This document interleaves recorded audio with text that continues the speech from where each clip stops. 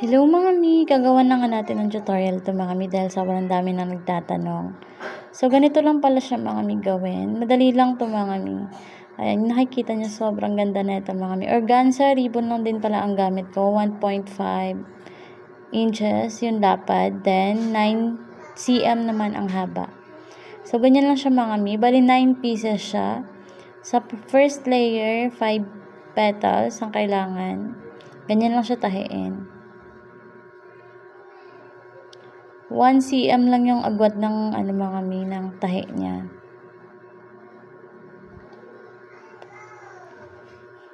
Tapos tupi nyo lang din siya pa kabila. Parang pa-triangle siya mga mi.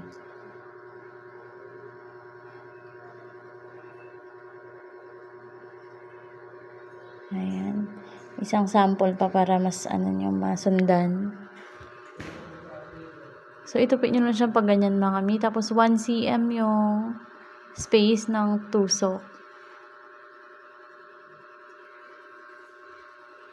Ganon din sa kabila.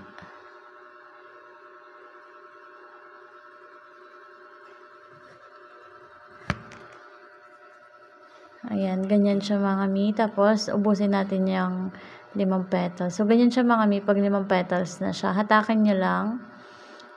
Tapos, ilalak natin yan dun sa sa first na pinagtusukan natin. Ganyan lang siya.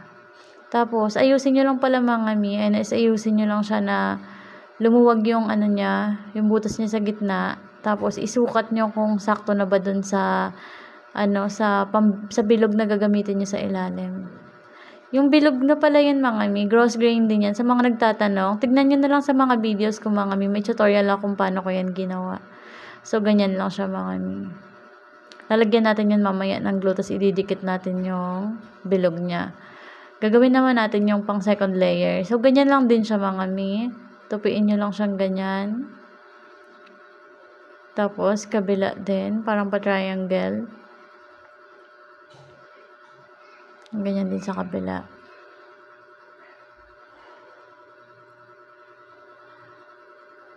Ang dami na nga kasi nagtatanong na ito.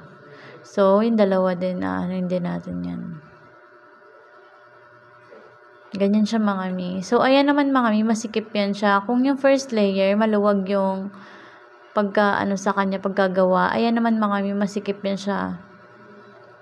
Para sa second layer yan. So, ganyan siya mga mi. Ikakabit na natin yung bilog mga mi. Lagyan na natin ng glue. Yung saktong glue lang para hindi makalat. Kung napapansin nyo, kulay dilaw yung glue ko. Yes mga mi, kulay dilaw yung glue stick ko. So, ganyan siya mga mi. Tapos, i-press nyo lang para maayos yung pagkalapat ng ribbon.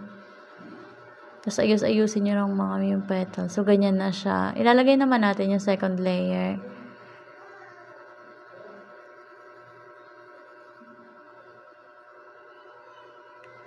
Ayan. Tapos, i-press nyo lang din mga mi yung gitna niya para hindi siya flat. Ayan. Para nakaisa yung mga petals. So, lagyan na natin ng rhinestone sa gitna.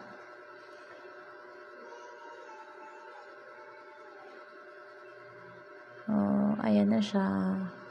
Ang ganda kayo na ito mga mi. Tapos, ang tibay niya.